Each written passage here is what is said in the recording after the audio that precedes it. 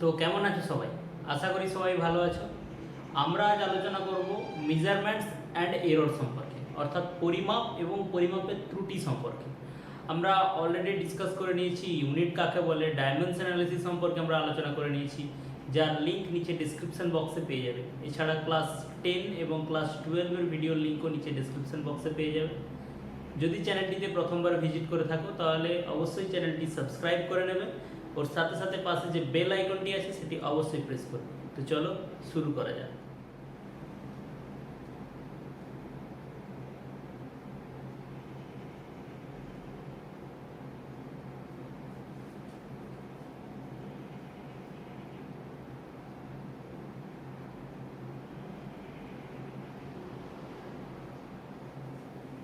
তো পরিমাপ ও ত্রুটি সম্পর্কে যদি আমরা আলোচনা করতে চাই, তো আমরা অলরেডি ডিসকাস করে নিয়েছিলাম একক কাকে বলে এবং এককের কেন প্রয়োজন ছিল।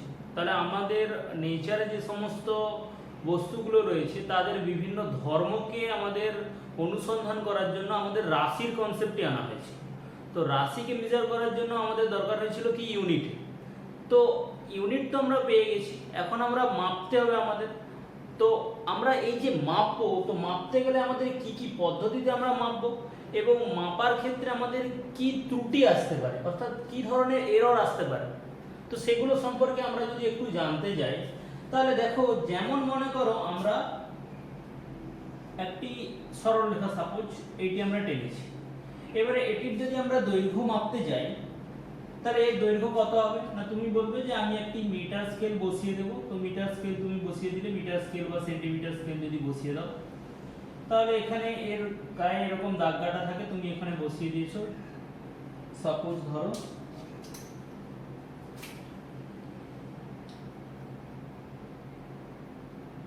জিরো 1 2 3 4 5 6 7 এরকম পরপর পরপর দাগ কাটা রয়েছে। তো এদের মাঝে কি আছে না, আরো অনেকগুলো ছোট ছোট দাগ কাটা আছে। আমি যদি জাস্ট এই পজিশনটা যদি আমরা আঁকি তাহলে এখানে আরো 1 2 3 4টি ভাগ করা আছে, এখানে 1 2 3 4টি ভাগ করা আছে।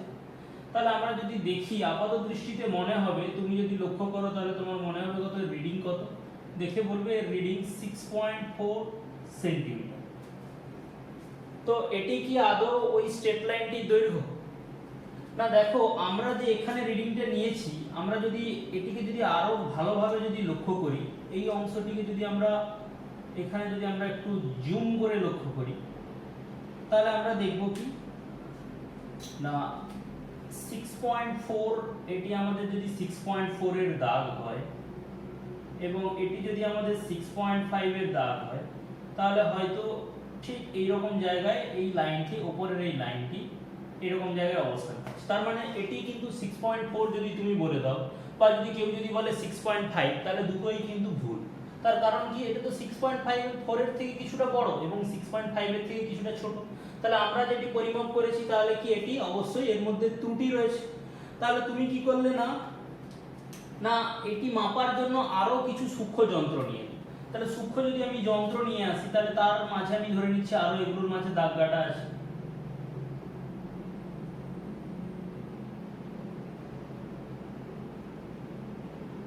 আরো দাগ কাটা রয়েছে। তাহলে দেখো এখন তুমি বলবে কত না 6.4 এর পর আরো 2 ঘর গেছে, বা কত দৃষ্টিতে দেখে মনে হচ্ছে, তাহলে 6.42 তুমি বললে এটির অ্যানসার হবে কত, এর দৈর্ঘ্য কত 6.42 সেন্টিমিটার। তো এটি কি আদৌ ঠিক 6.42? তো আমরা কি করলাম, এটিকে আমরা আবার ভালো করে জুম করে যদি লক্ষ্য করি, বড় করে যদি আমরা লক্ষ্য করি তাহলে আমরা দেখব যে 6.42 যে দাগ এটি, এবং এটি যদি আমাদের 6.43 দাগ হয়, তো এই যে উপরের স্ট্রেট লাইনটি এইরকম অবস্থান করছে, অর্থাৎ 6.42 কে ক্রস করে গেছে, 6.43 এর মাঝে অবস্থান করছে। তাহলে আমরা বলতে পারবো না এটা 6.42 বলে, তাহলে নিশ্চয়ই 6.42 থেকে একটু বড়, 6.43 থেকে ছোট। তাহলে আমরা এখানেও যদি আমরা আরো ভাগ করে যদি আমরা দেখি, সেটিকে যদি আমরা আরো ভালোভাবে লক্ষ্য করি তাহলে আমরা দেখব যে সেক্ষেত্রেও আমাদের মেজারমেন্ট কখনোই অ্যাকুরেট আসছে না। তার মানে আমরা এক্সপেরিমেন্টালি যা মেজার করি না কেন সেটা কখনোই 100% অ্যাকুরেট হতে পারে না। তাহলে আমাদের কি করতে হয় না, অ্যাপ্রক্সিমেশন করতে হয় যে কোনো একটি ডিজিট সাপোর্ট এটি যদি আমরা খুব নিখুঁত যন্ত্রের সাহায্যে মেজার করি, যেমন যদি আমরা সেন্টিমিটার স্কেলে মেজার করি তাহলে 6.4 আসবে। আমরা বললাম আরো ভালোভাবে মাপতে চাই তাহলে তারপরে আমরা দশমিকের পর আরেকটা ডিজিট পাবো 6.42। আমরা যদি আরো ভালোভাবে মেজার করতে চাই তাহলে হয়তো 6.42 হয়তো 6 এরকম কিছু এলো, বা 6.423 এরকম কিছু এলো। তাহলে আমরা দশমিকের পর তিনটা ডিজিট পেলাম, তার মানে কি আমরা আরো নিখুঁত পাচ্ছি। তাহলে আমরা যদি এতেও যদি না মনে হয় যে না আমাদের আরো নিখুঁত পরিমাপের প্রয়োজন, তাহলে আমরা আরো নিখুঁত ভাবে মাপবো, তখন আমরা দশমিকের পর আরো একটি ডিজিট পাবো, দ্যাট ইজ 6.423, হয়তো এটি 6 এরকম কিছু এলো। তার মানে অ্যাকচুয়ালি আমরা যতবার মেজার করতে থাকবো প্রত্যেকবার কিন্তু যত নিখুঁতভাবে মাপতে যায় না কেন তবুও তার মধ্যে কিছু না কিছু ত্রুটি কিন্তু থেকে যাবে। সেটা কি না, এই আমরা যে যন্ত্র ব্যবহার করছি তার কিছু লিমিটেশনের জন্য। অর্থাৎ আমাদের সবসময় যখন আমরা কিছু একটা মান লিখবো তাহলে তার আমাদের অ্যাপ্রক্সিমেশন করার প্রয়োজন রয়েছে। তো এই অ্যাপ্রক্সিমেশন করার জন্য আমাদের কি শেখার দরকার না, রাউন্ডিং অফ আমাদের শিখতে হবে। না রাউন্ডিং অফটা কি না, রাউন্ডিং অফ হলো না আমাদের কোনো একটি মান যদি আমাদের সাপোজ মনে করো একটি মান চলে এসেছে 6.423, সাপোজ এটি এসেছে 6.8 এরকম একটি মান চলে এসেছে। তো যোগ করার সময় আমরা অন্য যার সাথে যোগ করছি সেখানে হয়তো দেখা গেল যে দশমিকের পর 1 2 3 4 5টি টার্ম নেই, সেখানে হয়তো দুটি টার্ম রয়েছে, এবং আমাদের যোগ করার সময় আমাদের সাপোজ দুটো টার্মই দরকার, দশমিকের পর সাপোজ দুটো টার্মই দরকার। সেক্ষেত্রে বাকি টার্মগুলোকে আমরা কি এমনি বাদ দিয়ে দিতে পারবো, এরকম ভাবে মুছে দিতে পারবো না, এর কিছু নির্দিষ্ট নিয়ম রয়েছে। তো এই নিয়মগুলোকে আমরা একটু জানার চেষ্টা করব। তো ফার্স্ট দেখো, এক নম্বর আমরা কি বলতে পারি না, জাস্ট এক্সাম্পল দিয়ে আমরা যদি বলার চেষ্টা করি, সাপোজ ধরো আমি প্রথমে এই টার্মটাই দিচ্ছি 6.42367, মনে করো এরকম একটি টার্ম আছে। তো আমরা চাই কি না, সাপোজ আমাদের উদ্দেশ্য দশমিকের পর দুটো ডিজিট নেব। তো দুটো ডিজিট যদি নিই তাহলে আমরা কি করব না, আমরা দেখব যতদূর পর্যন্ত নেব তার পরের নাম্বারটা দেখব। তার পরের নাম্বারটা যদি 5 থাকে বা 5-এর বেশি থাকে, আচ্ছা সরি প্রথমে আমি 5-এর বেশির কেসটা বলছি, যদি পরের সংখ্যাটা যদি 5-এর বেশি থাকে তাহলে সেক্ষেত্রে আমরা আগের টার্মের সাথে 1 যোগ করব, আর যদি 5-এর কম থাকে তাহলে আমরা কিচ্ছু যোগ করব না। মানে এক্ষেত্রে আমরা যদি দুটো পয়েন্টের পর যদি দুটো ডিজিট নিই তাহলে এটি কত হবে, 6.42 আসবে। আমরা আরেকটা एग्जांपल নিয়ে বোঝার চেষ্টা করছি, এটি এক নম্বর एग्जांपल, এটি দু নম্বর। সাপোজ এটি দেওয়া আছে 2.37684, আমাদের বলে দিয়েছে যে ক্যালকুলেশনের সময় আমাদের ঠিক একই রকম পয়েন্টের পর দুটো ডিজিট নিতে হবে। তাহলে পয়েন্টের পর দুটো ডিজিট যদি নিতে হয় তাহলে আমরা কি করব, যে ডিজিট পর্যন্ত নিতে বলেছে তার পরের টার্মটি লক্ষ্য করব। যেহেতু 5-এর থেকে বেশি আছে, আমরা বলেছি 5-এর থেকে যদি বেশি থাকে তাহলে কি করব, আমরা যেখানে শেষ হচ্ছে তার সঙ্গে 1 যোগ করব। তাহলে কত হবে, এটি কত হবে 2.38। তাহলে এক্ষেত্রে দুটো एग्जांपल দিয়ে দেখালাম, 5-এর থেকে এখানে কম ছিল যার জন্য এখানে কোনো কিছু যোগ হয়নি, এখানে 5-এর থেকে যেহেতু বেশি রয়েছে, যেখানে আমাদের শেষ করতে বলেছে তার পরেরটা, আমাদের দুটো নিতে বলেছে 3 নম্বরটা, যদি 3টে নিতে বলে তাহলে 4 নম্বরটা দেখব, যদি 4টে নিতে বলে তাহলে 5 নম্বরটা দেখব, তার পরের টার্মটা আমরা লক্ষ্য করব। তাহলে এই অনুযায়ী আমরা বুঝে গেলাম কি যে আমাদের টার্মটা কেমন আসবে, আমরা ওই ডিজিট পর্যন্ত কেমন ভাবে আমরা লিখতে পারবো।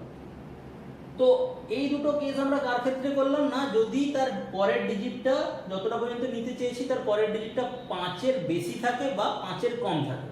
এবারে আমরা দেখব 5 সম্পর্কিত রুল, যদি 5 থাকে তাহলে আমরা কি করব।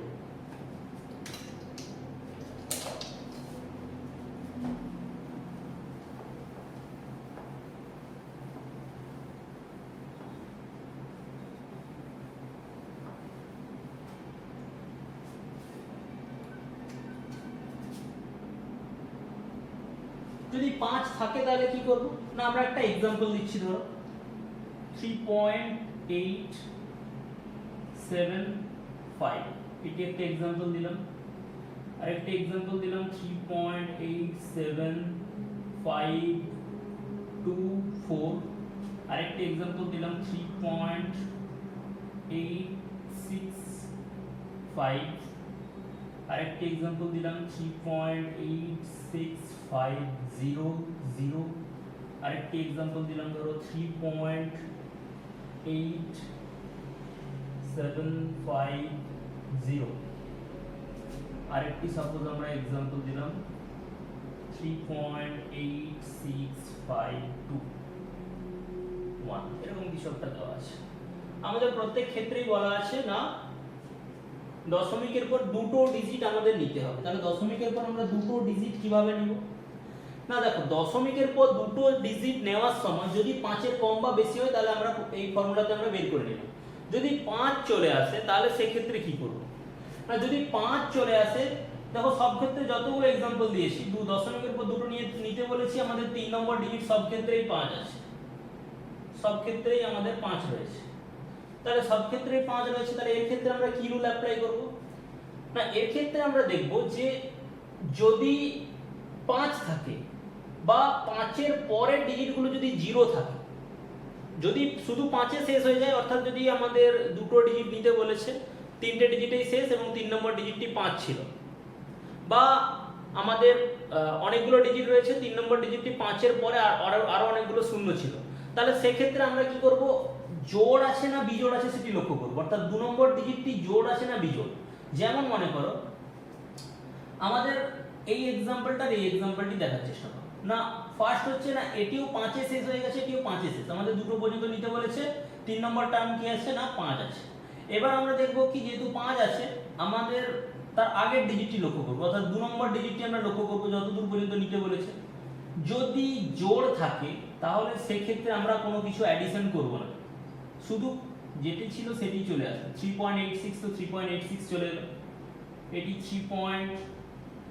এই ক্ষেত্রে বিজোড় রয়েছে, যদি বিজোড় থাকে তাহলে আমরা এক অ্যাডিশন করব, তাহলে কত হবে? 3.88। বোঝা গেল? এরপরে দেখো আমরা আরেকটা বলেছিলাম যদি 5 থাকে বা 5 মানে অর্থাৎ 5 এই শেষ হয়ে যাচ্ছে বা 5 এর পর যদি 0000 থাকে তাহলে সেই ক্ষেত্রে আমরা এগুলো অ্যাপ্লাই করব। তো দেখো 5 এর পরে এইখানে দেখো এখানে একটি টার্ম আছে, এখানে একটি টার্ম আছে, ফার্স্ট এই টার্মটি লক্ষ্য করো না। এই রুলটা আমরা হয় 5 এর ক্ষেত্রে মানে যেখানে আমরা যতদূর পর্যন্ত নিতে বলেছে তার পরের টার্মে যদি 5 এ শেষ হয়ে যায় বা 5 এর পর যদি পরপর 0 থাকে, একটি দুটি তিনটি যতগুলো 0 থাকে সবার ক্ষেত্রে একই রুল অ্যাপ্লাই। 3.865000 রয়েছে, তাহলে আমাদের এক্ষেত্রে কি করব না 5 আছে এরপর 00 আছে, তার মানে আমরা এই ক্ষেত্রে একই রুল অ্যাপ্লাই করব না, আমরা এই ডিজিটটা লক্ষ্য করব।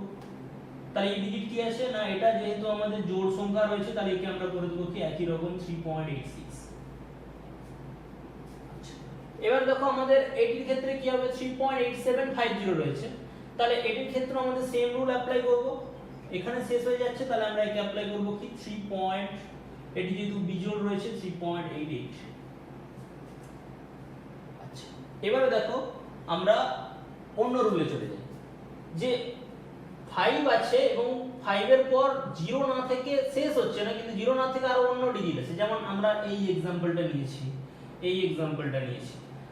এখানের ক্ষেত্রে কি আছে না এই ক্ষেত্রে যদি আমরা দেখি যতদূর পর্যন্ত নিতে বলেছে তারপরে 5 রয়েছে এবং সেখানে ডিজিট শেষ হচ্ছে না, তারপরে আরো ডিজিট রয়েছে, 0 ছাড়া অন্য ডিজিট রয়েছে যে কোনো জায়গায়, এখানে যদি এরকম থাকে 3.87500001 এরকম রয়েছে, মানে দেখো একটা কিন্তু 1 কোথাও না কোথাও আছে, আমাদের এতদূর নিতে বলেছে।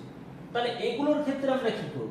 যদি ওখানে 0 বাদ দিয়ে কোনো না কোনো ডিজিট যদি ওদিকে উপস্থিত থাকে তাহলে সেই ক্ষেত্রে আমরা কি করব? সব সময় 1 অ্যাডিশন করব, মানে এই ক্ষেত্রে আমাদের কত আসবে? 3.88 আসবে, এই ক্ষেত্রে আমাদের কত আসবে? 3.87 আসবে। আমাদের এখানে কোনো জোড় বা বিজোড় দেখার কোনো প্রয়োজন নেই। আমাদের এটি एग्जांपल নিয়েছিলাম 3.86 এর, তাহলে 5 to 1 রয়েছে, তাহলে কত হবে? 3.87। তাহলে এইভাবে আমরা কি করতে পারি না রাউন্ডিং অফ করতে পারি। আমরা বড় যদি কোনো সংখ্যা থাকে যতদূর পর্যন্ত ক্যালকুলেশনের জন্য দরকার ততটুকু নিতে পারি, বাকিগুলোকে কিন্তু আমরা এমনি বাদ দিয়ে দিতে পারবো না। যেমন এখানে দুটো নিতে বলেছে, তুমি যদি 3.86 নিয়ে যদি ক্যালকুলেশন করে দাও তাহলে কিন্তু ভুল হয়ে যাবে। আচ্ছা এরপরে আমরা দেখব যে সিগনিফিকেন্ট ফিগার সম্পর্কে। তো সিগনিফিকেন্ট ফিগার কাকে বলবো? না সিগনিফিকেন্ট ফিগার বলতে আমাদের কোনো একটি ক্যালকুলেশনে যতগুলো একটি নাম্বারে যতগুলো ডিজিট রয়েছে সেগুলোর মধ্যে কতগুলো সিগনিফিকেন্ট বা তাৎপর্যপূর্ণ, কোন নাম্বারগুলোর গুরুত্ব রয়েছে কোন নাম্বারগুলোর গুরুত্ব নেই, তার কিছু আমরা রুল সম্পর্কে দেখব।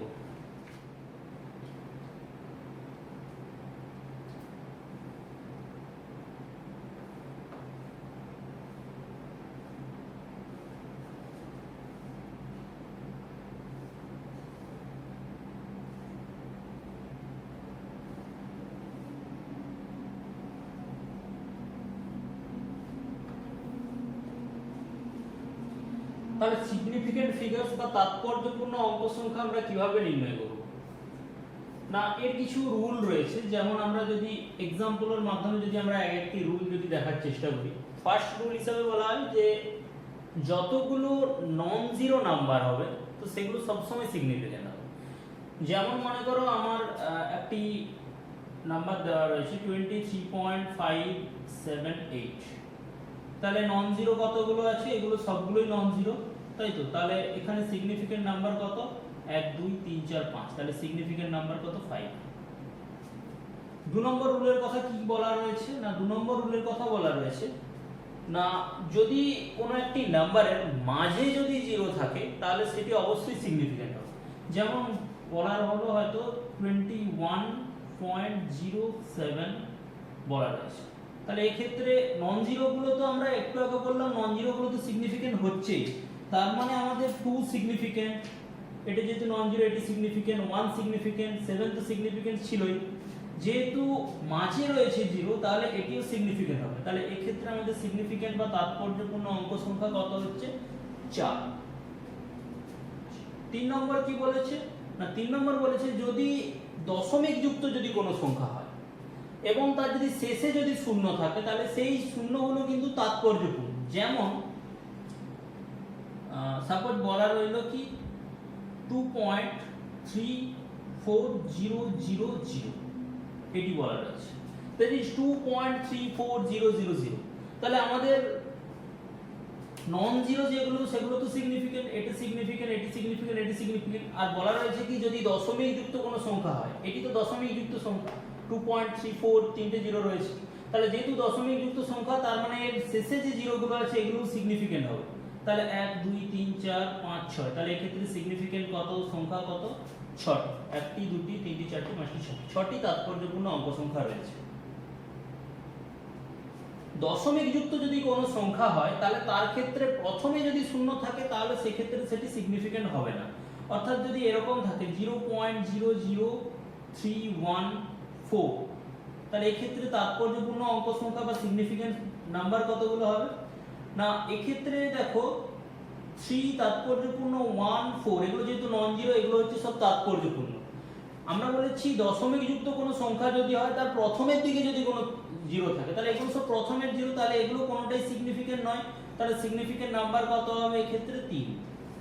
তাহলে আমরা কটা রুল দেখলাম? আপাতত আমরা এখনো পর্যন্ত 3টে রুল দেখেছি, 1 2 3 4টে, সরি 4টে রুল দেখেছি। একটি কি না, যতগুলো নন জিরো নাম্বার থাকবে সেগুলো সবগুলো সিগনিফিকেন্ট, যদি মাঝে যদি জিরো থাকে তাহলে সেটি সিগনিফিকেন্ট, যদি দশমিক যুক্ত সংখ্যা থাকে তাহলে তার যদি তাতে যদি জিরো থাকে এবং সেগুলো যদি শেষে থাকে তাহলে সেটিও সিগনিফিকেন্ট, যদি দশমিক যুক্ত সংখ্যা যদি হয় এবং তার যদি সামনে যদি শূন্য থাকে তাহলে সেগুলো কিন্তু সিগনিফিকেন্ট নয়। তাহলে এবারে আমাদের একটি যদি সংখ্যা যদি দেখি, সাপোজ বলা রয়েছে 0.024030, এটি বলা রয়েছে। তাহলে এর তাৎপর্যপূর্ণ অঙ্ক সংখ্যা কত হবে বলো? ভিডিওটি পজ করে একবার ট্রাই করে দেখো এটি কত হচ্ছে।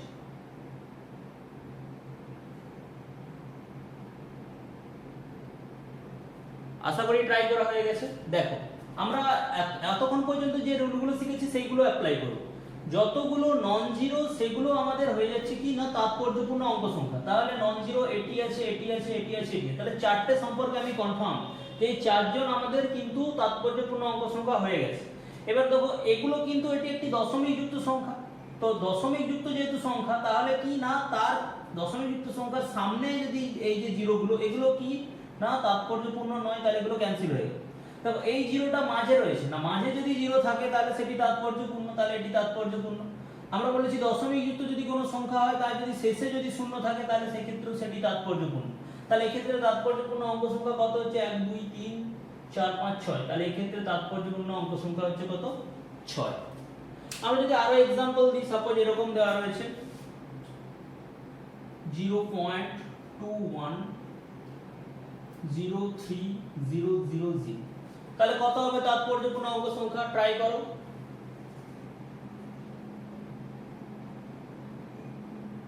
আশা করি ট্রাই করা হয়ে গেছে। দেখো তাহলে কটা হবে না, প্রথমে আমরা দশমিক যুক্ত সংখ্যা, তার প্রথমের এটি কাউন্টের মধ্যে পড়বে না, non zero non zero non zero হয়ে গেল, মাঝে জিরো আছে সেটাও হয়ে গেল, এটি এটি এটি যেহেতু শেষে জিরো রয়েছে এগুলো আমাদের কাউন্টের মধ্যে চলে যাবে।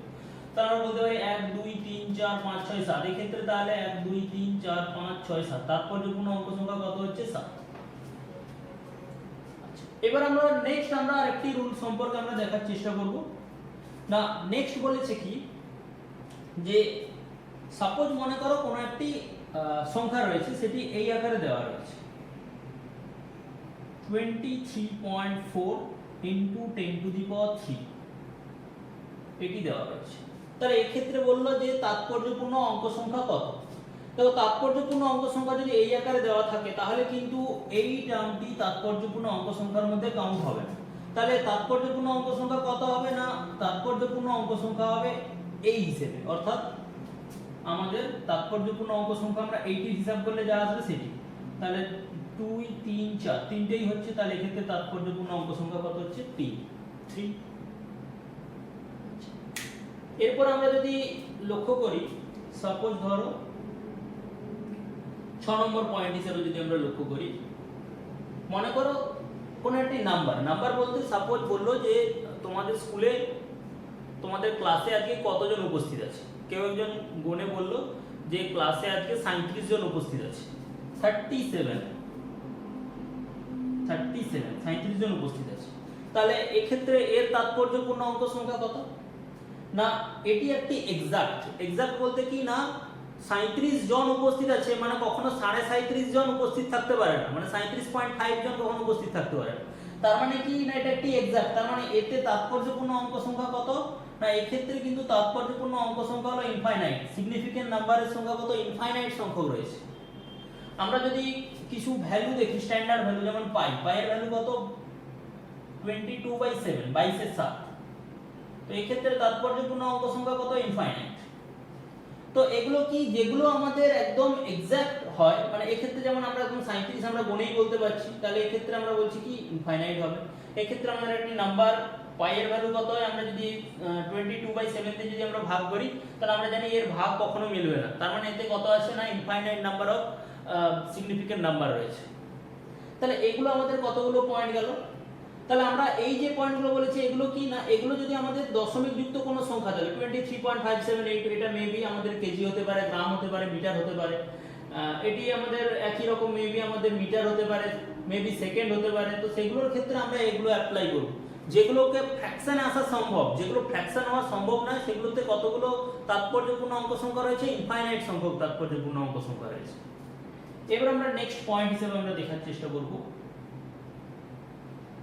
7 নম্বর পয়েন্ট। না আমরা দেখো 3 নম্বর পয়েন্ট একটা দেখেছিলাম, 3 নম্বর পয়েন্টে কি বলেছিল না, দেখো 3 নম্বর পয়েন্টে বলেছিল যে যদি শেষে যদি 0 থাকে অবশ্যই সেটি দশমিক যুক্ত সংখ্যা হতে হবে। শেষে যদি 0 থাকে এবং সেটি যদি দশমিক যুক্ত সংখ্যা হয় তাহলে শেষে শূন্যগুলো কাউন্ট হয়। কিন্তু যদি পূর্ণ সংখ্যা হয় এবং তার শেষে যদি 0 থাকে, যেমন একটি সংখ্যা 12,000 দেওয়া রয়েছে, তো এই যে 12,000 দেওয়া রয়েছে তাহলে এতে কতগুলো তাৎপর্যপূর্ণ অঙ্ক সংখ্যা রয়েছে না, দেখো 12,000 এটি যদি আমাদের বলে যে কতগুলো তাৎপর্যপূর্ণ অঙ্ক সংখ্যা রয়েছে, এটি কোথা থেকে এসছে সেটাকে বুঝতে হবে। যে যদি এরকম হয় যে এর কোনোদিন ফ্র্যাকশন হওয়া সম্ভব নয়, মানে হয়তো 12,000 জন বলেছে বা বাড়ির সংখ্যা বলেছে, যে কোনো কিছু যদি ফ্র্যাকশন না হওয়া সম্ভব হয়, যদি ফ্র্যাকশন সম্ভব না হয় তাহলে সেক্ষেত্রে কিন্তু এর ইনফাইনাইট নাম্বার অফ কি থাকে না তাৎপর্যপূর্ণ অঙ্ক সংখ্যা থাকবে। কিন্তু যদি এটির ফ্র্যাকশন হতে পারে এরকম কিছু হয়, মানে সাপোজ আমরা দৈর্ঘ্য মাপছি, সময় মাপছি, ভর মাপছি, তাহলে এর ফ্র্যাকশন হওয়া সম্ভব, তাহলে সেক্ষেত্রে এর তাৎপর্যপূর্ণ অঙ্ক সংখ্যা কত হবে না, এর তাৎপর্যপূর্ণ অঙ্ক সংখ্যা কত হবে এটি বলা অসম্ভব। মিনিমাম আমরা জানি 1 আর 2 তাৎপর্যপূর্ণ হবেই, কিন্তু এই জিরোগুলির মধ্যে কতগুলি অরিজিনালি তাৎপর্যপূর্ণ হবে সেটি বলা সম্ভব নয়। আমরা এই ক্ষেত্রে আমরা বলতে পারি কত না, সঠিকভাবে তাৎপর্যপূর্ণ অঙ্ক সংখ্যা বলা সম্ভব নয়, তবে মিনিমাম কত হবে, মিনিমাম এক্ষেত্রে 2 হবে এবং ম্যাক্সিমাম এক্ষেত্রে 5 হবে।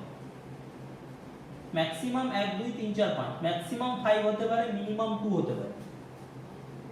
তো এইটি হচ্ছে কি না আমাদের তাৎপর্যপূর্ণ অঙ্ক সংখ্যা যদি আমাদের কোনো পূর্ণ সংখ্যা থাকে। তো এটিকেই যদি আমরা আবার এইভাবে লিখে দিই যে 1200 ইনটু 10, এরকম আকারে যদি লিখে দিই 1200 ইনটু 10 বা 10 টু দি পাওয়ার 1 এই আকারে যদি লিখে দিই, তাহলে সঙ্গে সঙ্গে কিন্তু তাৎপর্যপূর্ণ অঙ্ক সংখ্যা চেঞ্জ হয়ে গেল। এই আকারে যদি লেখা থাকে তাহলে কিন্তু আমরা বলতে পারবো তাৎপর্যপূর্ণ অঙ্ক সংখ্যা কত হবে 4। এটিকে যদি আমাদের এই আকারে লেখা থাকে 120 ইনটু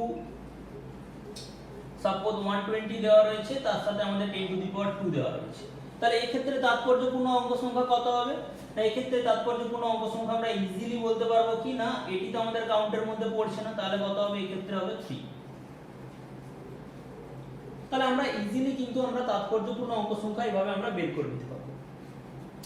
এবারে দেখো, সাপোজ আমাদের ইউনিট চেঞ্জের দরকার পড়ে গেছে, অর্থাৎ মনে করো তোমার কাছে একটি বস্তু ছিল, তার ভর কত? 3.5 কেজি। 3.5 কেজি মেজার করা রয়েছে 3.5 কেজি। এবারে কি হলো না, তুমি একে অঙ্ক করার সময় তোমার কেজিতে অঙ্ক করতে অসুবিধা হচ্ছে, বা যে কোনো কারণেই হোক না কেন তুমি ইচ্ছাকৃতভাবে একে গ্রামে কনভার্ট করবে। তো গ্রামে যদি কনভার্ট করে দাও, এটি কত হবে? 3500 গ্রাম।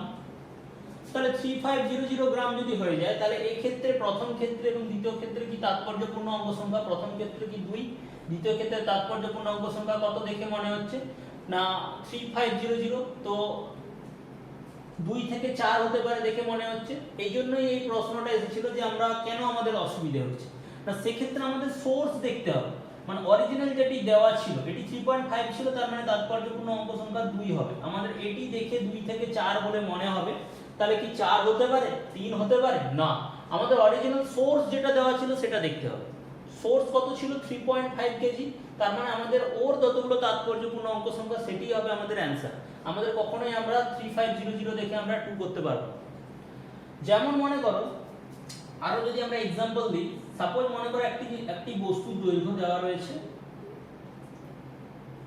3.242 মিটার। 3.242 মিটার।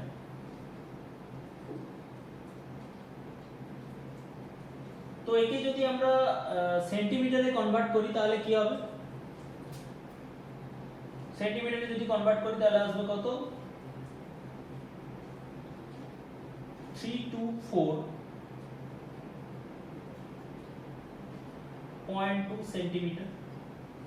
যদি এই ক্ষেত্রে দুটোর ক্ষেত্রেই আমাদের তাৎপর্যপূর্ণ একই অঙ্ক সংখ্যা একই রয়েছে, এই ক্ষেত্রেও আমাদের রয়েছে কত না, এই ক্ষেত্রে আমাদের তাৎপর্যপূর্ণ অঙ্ক সংখ্যা রয়েছে 1 2 3 4, এই ক্ষেত্রেও রয়েছে কত 1 2 3 4, চারটি থাকছে। তাহলে আমরা যদি আরেকটু কমিয়ে দিই, মনে করো 3.2 মিটার রয়েছে। তো 3.2 মিটার যদি থাকে তাহলে একে আমরা কি করতে পারি না, আমরা একে লিখতে পারি কত? সাপোজ হ্যাঁ এইভাবে রয়েছে 3.202 রয়েছে 3.202, তাহলে একে আমরা লিখতে পারি কত? 320.2 সেন্টিমিটার। তাহলে 320.2 সেন্টিমিটার যদি বলি, এক্ষেত্রে আমাদের চারটি আছে, আমাদের যদি শেষের এই দুইটাকে যদি আমরা উড়িয়ে দিই 3.20 মিটার সমান কত? 320 সেন্টিমিটার। তাহলে এক্ষেত্রে তাৎপর্যপূর্ণ অঙ্ক সংখ্যা কত? অবশ্যই কিন্তু 3। এটা দেখে আমাদের কত না 320 দেখে আমাদের মনে হবে কি না এটি 2 বা 3 হতে পারে, কিন্তু এক্ষেত্রে 2 হবে না কখনো, কারণ সোর্সে আমাদের কত ছিল না 3 ছিল, 1 2 3 ছিল, অর্থাৎ এক্ষেত্রে কত হবে না 3ই আসবে। তো এইভাবে আমরা কি করতে পারি না, একটা ইউনিট থেকে যদি অন্য ইউনিটে যদি কোনো কারণে চেঞ্জ করার প্রয়োজন হয়, তাহলে সেই ক্ষেত্রে কিন্তু কখনো আমাদের তাৎপর্যপূর্ণ যে অঙ্ক সংখ্যা রয়েছে সেটি কখনো বেড়ে যাবে না বা কমে যাবে, বা পাওয়ারে যদি আমাদের কোনো টার্ম থাকে সেক্ষেত্রে কিন্তু সেটিও কাউন্টের মধ্যে আসবে না।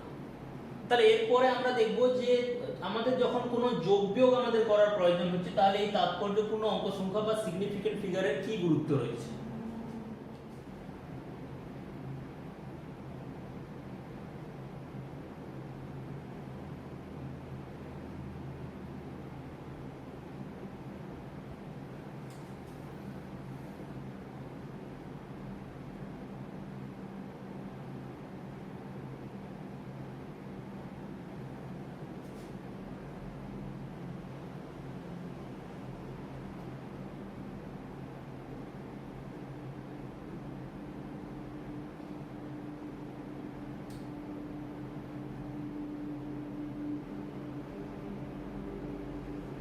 আমরা সবার প্রথমে দেখব যোগ এবং বিয়োগের ক্ষেত্রে কি রুল রয়েছে।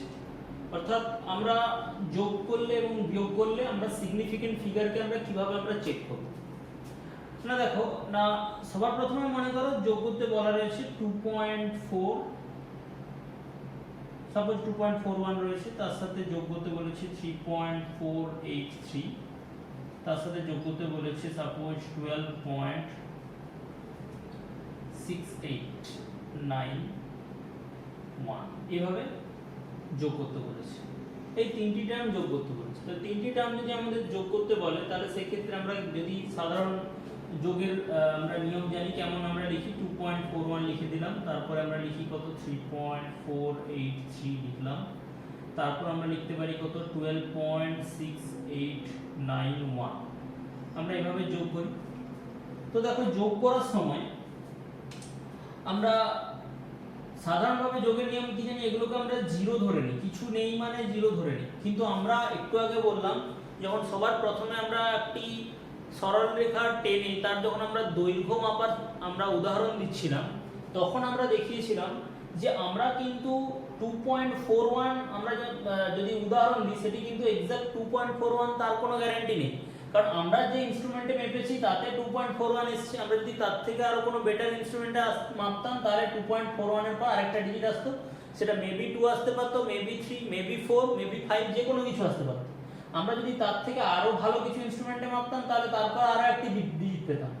একই রকম এই যে ইনস্ট্রুমেন্টের সাহায্যে আমরা যেটা মেপেছি অর্থাৎ 3.483, তো এটি আরেকটি ডিজিট পাইনি মানে এটি যে জিরো তার কোনো গ্যারান্টি নেই। তাহলে এরপরে আমাদের মেবি অন্য কোনো ডিজিট আসতে পারতো, তার মানে এটা আমরা জিরো ধরে ক্যালকুলেশন করে থাকি, কিন্তু এই ডিজিটগুলো হচ্ছে আনসার্টেন ডিজিট, এখানে অন্য কোনো নাম্বার আমাদের আসতে পারে। তাহলে আমরা যদি যোগ করি আমরা জিরো ধরে ক্যালকুলেশন করছি মানে কত 1 9 3 12 8 8 16 17 18,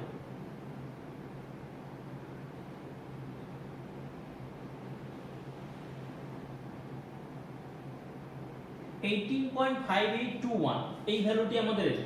কিন্তু একটি জিনিস লক্ষ্য করে দেখো, আমাদের যে ক্যালকুলেশন করেছি ক্যালকুলেশনের এই যে পোরশনটি, এই পোরশনটি কিন্তু টোটাল আনসার্টেন। তার কারণ না, এই যে নাম্বারগুলো রয়েছে আমরা জিরো ধরে ক্যালকুলেশন করেছি, তার মানে এগুলো তো মিনিমাম জিরো আসতে পারে, ম্যাক্সিমাম তো 9 পর্যন্ত, এটা 9 আসতে পারে, এটাও 9 আসতে পারে, এটাও 9 আসতে পারে, ম্যাক্সিমাম কত হতে পারে 9 পর্যন্ত আসতে পারে। আমাদের কাছে ইনস্ট্রুমেন্ট নেই, আমরা এই যে মেজারমেন্টটা পেয়েছি সেটা আমরা যে ইনস্ট্রুমেন্টে মেপেছি, উপরের গুলো আলাদা ইনস্ট্রুমেন্টে মেপেছি, তার জন্য আমরা দশমিকের পর আলাদা আলাদা ডিজিটগুলো চারটে ডিজিট আমরা পাইনি। সেই জন্য আমরা কি এগুলোকে আমরা ক্যালকুলেশন করার সময় এগুলো আমাদের কাছে আনসার্টেন, তার মানে আমাদের এই যে ডিজিটগুলো রয়েছে আমরা এই ডিজিটগুলোকে আমরা নেব না ক্যালকুলেশনের সময়। তাহলে সিগনিফিকেন্ট ডিজিট কত হবে আমাদের? সিগনিফিকেন্ট ডিজিট হবে চারটে, 1 2 3 4, চারটে সিগনিফিকেন্ট ডিজিট হবে।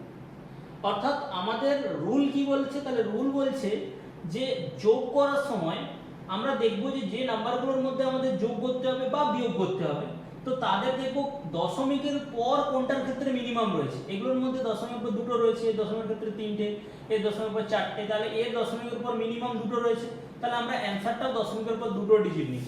তার মানে আমাদের অ্যানসার কত আসবে? অ্যানসার আসবে 18.58, দ্যাট ইজ এটি আমাদের অ্যানসার আসবে 18.58, কারণ আমরা 21 কে আমরা বাদ দিয়ে দিয়েছি। তাহলে আমরা যদি আরেকটি যদি আমরা एग्जांपल দেখি, সাপোজ আমরা একই ধরনের একটা एग्जांपल নিচ্ছি, ধরো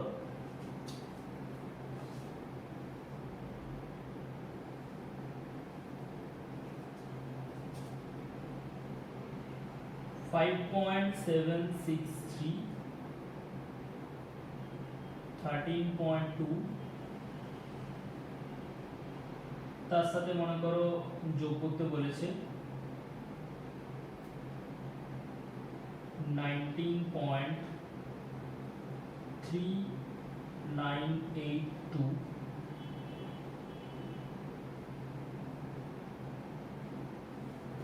এইটা আমাদের যোগ করতে বলেছে।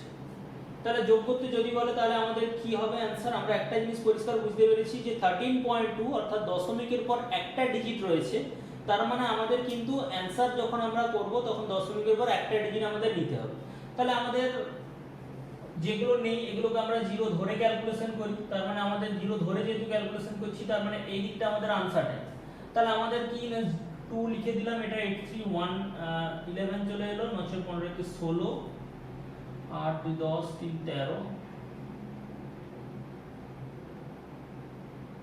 6 3 9 9 6 7 7 2 9 3 12 के 13 6 6 3 9 18 38.3612। তাহলে আমাদের এই পোরশনটা বাদ যাবে। তাহলে এই পোরশনটা যদি বাদ যায় তাহলে আমাদের সিগনিফিকেন্ট ডিজিট কত হলো? 3টে, অর্থাৎ 383, এই 3টে। কিন্তু আমরা যে বাদ দেব, আমরা বলেছিলাম বাদ, আমরা এই জন্যই রাউন্ড অফ শিখেছিলাম যে আমরা কিন্তু এখানে 6 রয়েছে, তার মানে আগেরটার ক্ষেত্রে কি ছিল? 2 ছিল, যার জন্য আমাদের কিছু করার প্রয়োজন হয়নি। আমরা বলেছিলাম যেখানে শেষ করব, যেমন এখানে আমাদের দুটো ডিজিট নেওয়ার দরকার হয়েছিল, দুটো ডিজিটে শেষ করেছিলাম, 3 নম্বর ডিজিট 2 ছিল, তাহলে আমাদের মাথা ঘামানোর কোনো প্রয়োজন ছিল না, যেহেতু 5 এর থেকে ছোট। এক্ষেত্রে কি না, 5 এর থেকে বেশি চলে এসেছে, তাহলে আমরা 5 এর থেকে যেহেতু বেশি চলে এসেছে, একে আমরা যদি রাউন্ড অফ করি তাহলে কত হবে? এটি 38.6 রয়েছে, 5 এর থেকে বেশি, তাহলে কত হবে? এটি 4 হয়ে যাবে, তাহলে আমাদের অ্যানসার আসবে কত? 38.4। তাহলে আমাদের যদি কোনো এই ধরনের যোগ থাকে তাহলে সেক্ষেত্রে আমাদের অ্যানসার কত আসবে? 38.4। তো একই রকমের যদি আমাদের যদি বিয়োগ থাকে তাহলে সেক্ষেত্রেও আমাদের একই রকম আমরা অ্যাপ্লাই করতে পারি। সাপোজ মনে করো রয়েছে একটি টার্ম 15.23 রয়েছে, সেখান থেকে আমাদের বিয়োগ করতে বলেছে 7.96111, এটি আমাদের বিয়োগ করতে বলেছে। তাহলে বিয়োগ করলে আমাদের কত অ্যানসার আসবে? 9 8 8 6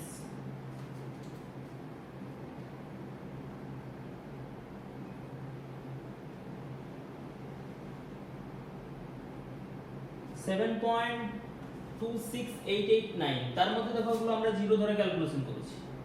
9 কে 10, 8 কে 9, 8 কে 9, 6 6 12, তাহলে আমরা এটি ক্যালকুলেশন করেছি। এই পোরশনটি আনসার্টেন, তাহলে আমাদের সিগনিফিকেন্ট ডিজিট কত হবে? 3টে, 1 2 3। কারণ কি আমাদের 2 3 ছিল, তাহলে আমাদের অ্যানসার কত হবে? 7.26 না। তাহলে আমাদের কি করতে হবে? এখানে শেষ করতে বলেছে, তাহলে এর পরের টার্মগুলো দেখতে হবে, অর্থাৎ 2 নম্বরের পর আমাদের 3 নম্বর টার্ম দেখব। যেহেতু 8 তার মানে 5 এর থেকে বেশি, তাহলে আমরা করে দেব, এটা অ্যানসার আসবে কত? 7.27, অর্থাৎ এর অ্যানসার আসবে 7.27। তাহলে এইভাবে আমরা যোগ বা বিয়োগের ক্ষেত্রে আমরা অ্যাপ্লাই করতে পারি, যার জন্য আমাদের রাউন্ড অফ আমরা শিখেছিলাম। এরপর আমরা দেখব যে আমাদের গুণ বা ভাগের ক্ষেত্রে কি আমাদের নিয়ম রয়েছে।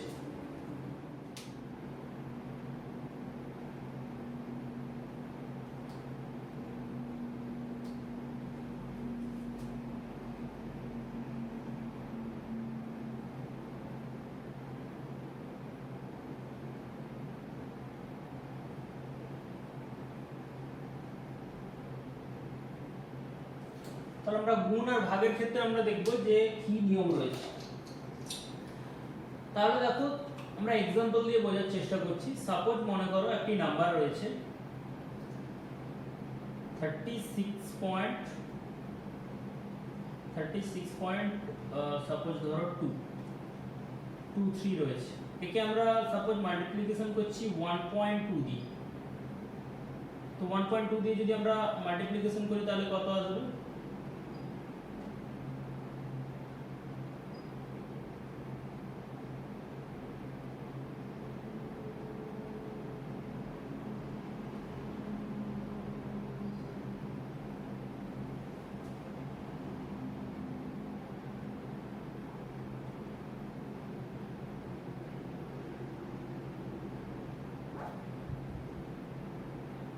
তাহলে আমাদের এটা কত? 43.476। তাহলে আমাদের অ্যানসার কত? দেখো আমরা যে এখানে মাল্টিপ্লিকেশন করেছি, তাহলে মাল্টিপ্লিকেশনে কি ভুল রয়েছে না? দেখো আমরা মাল্টিপ্লিকেশন করার সময় এখানে যে ভুলটা হয়েছে, যে এখানে ছিল 36.23, তাকে আমরা 1.2 দিয়ে আমরা মাল্টিপ্লিকেশন করেছি। তো 1.2 দিয়ে মাল্টিপ্লিকেশন করেছি মানে এখানে আমরা কিন্তু 0 ধরে আমরা মাল্টিপ্লিকেশন করেছি। তো এখানে যেহেতু আমরা 0 ধরে মাল্টিপ্লিকেশন করেছি, কারণ গুণ করার ক্ষেত্রে কেমন হয়, আমরা 0 দিয়ে যদি মাল্টিপ্লিকেশন করি সবগুলো আমাদের 0 আসে। তারপরে আমাদের কি 2 3 6, 2 2 4, 2 6 12, 2 3 6। একই রকম এখানে 3 2 6 3। তো এটি যদি আমরা ক্যালকুলেশন করি তাহলে সেই ক্ষেত্রে আমাদের এসেছিল কি 6 4 3 7 4 2 3। তো এটি কি ছিল 12 3 36, 12 2 24, 27 12 72 2 74, 12 3 36 7 43। এখানে কোথাও একটা ভুল হয়েছে, 2 2 6 12 এটা 7। ঠিক আছে, তাহলে এটি আমাদের আসছে কত 43476। আমরা যখন ক্যালকুলেশন করছি আমরা দশমিকের পর চারটে ডিজিট, এটা আমাদের 0 বসিয়ে দিচ্ছে 1 2 3 4 এইভাবে আমরা নিয়ে নিচ্ছি। কিন্তু দেখো আমরা যে মাল্টিপ্লিকেশন করেছি, মাল্টিপ্লিকেশন করার সময় ভুল কত দূর পর্যন্ত বিস্তৃত হয়েছে, এত দূর পর্যন্ত ভুল বিস্তৃত হয়ে গেছে। এই দেখো এই যে 0, এটি যে 0 তার কি গ্যারান্টি রয়েছে? আমরা বলেছি 1.2, তার মানে তার পরের ডিজিটটা মেবি আরো অন্য কিছু আসতে পারতো। তাহলে অন্য কিছু এলে তাহলে এই পয়েন্টগুলোতে আলাদা আলাদা ডিজিট আসতো, তাহলে আমাদের যে যোগ হয়েছে তার মানে এই টার্মটা আমাদের কত হতো, আলাদা হতো। তার মানে আমাদের কত হচ্ছে, আমাদের অ্যানসার ছিল কত 43.4760 বা যাই হোক এসেছিল। তাহলে সেক্ষেত্রে আমাদের অ্যানসার কত হবে, ফাইনাল অ্যানসার আসবে কত 43। তাহলে সিগনিফিকেন্ট ডিজিট কত হবে না 2। সিগনিফিকেন্ট ডিজিট আসবে বা তাৎপর্যপূর্ণ অঙ্ক সংখ্যা হবে কত 2।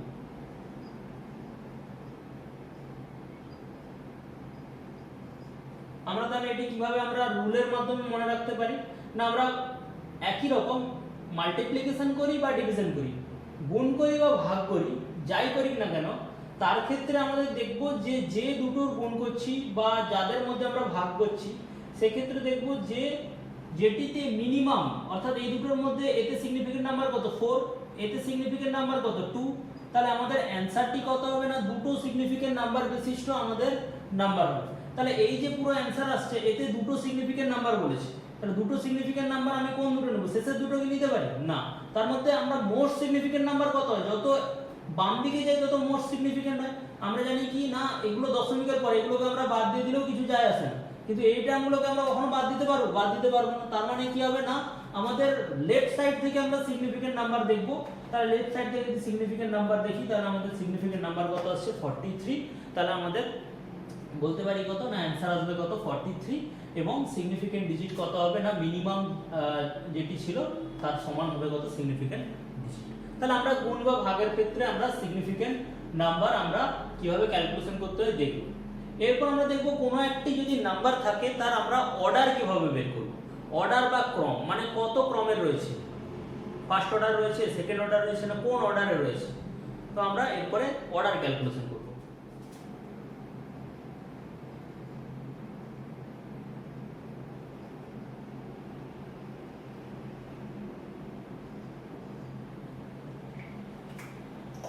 আমরা অর্ডার বা ক্রম কিভাবে নির্ণয় করতে পারি না, সাপোজ ধরো তোমাকে কতগুলো ডিজিট দেওয়া রয়েছে, কতগুলো সংখ্যা দেওয়া রয়েছে, ধরো দেওয়া রয়েছে 25 × 10⁻³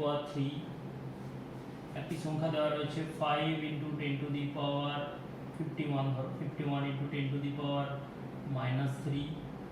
একটি সংখ্যা রয়েছে 0.012 × 10⁻²। আরেকটি সংখ্যা রয়েছে সাপোজ ধরো 47.1 × 10⁻³। তাহলে প্রত্যেকটির অর্ডার বের করতে বলছি। তো অর্ডার আমরা কিভাবে বের করব না, অর্ডার বের করার জন্য আমাদের যে 10⁻³ বাদ দিয়ে যে টার্মটি রয়েছে এর ক্ষেত্রে রয়েছে 25, এর ক্ষেত্রে রয়েছে 51, এর ক্ষেত্রে রয়েছে 0.012, এর ক্ষেত্রে রয়েছে 47.1। তো মেবি আরেকটি एग्जांपल দিচ্ছি যে সাপোজ এরকম একটি সংখ্যা রয়েছে 53.2 এরকম রয়েছে, কোনো 10⁻³ নেই। যদি 10⁻³ না থাকে তাহলে আমাদের পুরোটাই নিয়ে নেব। তো ওই যে টার্মটি রয়েছে ওই টার্মটিকে আমরা 0.5 থেকে 5 এর মধ্যে আনার চেষ্টা করব। তাহলে বলবো এত বড় সংখ্যাকে আমরা 0.5 থেকে 5 এর মধ্যে আনবো কি করে না, আমরা ওই টার্মটিকে 0.5 থেকে 5 এর মধ্যে আনবো, মানে বাকিটা আমরা 10⁻³ আকারে লিখব।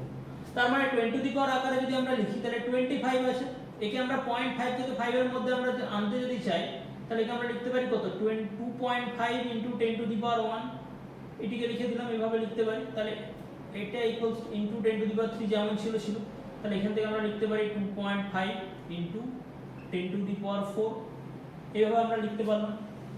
দেখো এখন কিন্তু সামনের যে টার্মটি সেটা কিন্তু 0.5 থেকে 5 এর মধ্যে চলে এসেছে, এটি 0.5 থেকে 5 এর মধ্যে, তাহলে 0.5 থেকে আমাকে নিয়ে আসতে হবে কত 5 এর মধ্যে আনতে হবে। তাহলে এইভাবে যদি আমরা নিয়ে চলে আসি তাহলে সেক্ষেত্রে আমরা বলবো কি না এই যে পাওয়ারে যেটি থাকবে সেটি হলো তার অর্ডার। তাহলে এক্ষেত্রে অর্ডার কত, অর্ডার বা ক্রম হচ্ছে এক্ষেত্রে 4।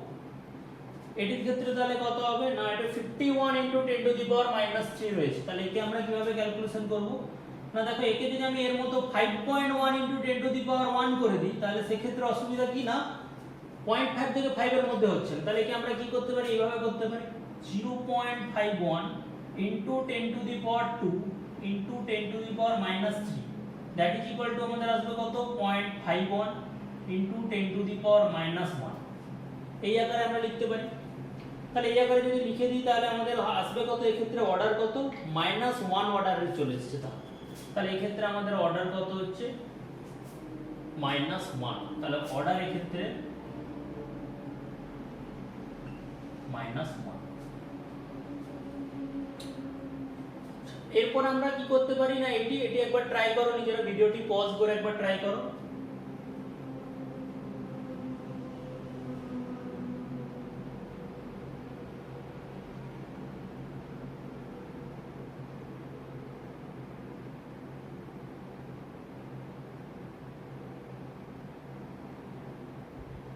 আশা করি ট্রাই করা হয়ে গেছে।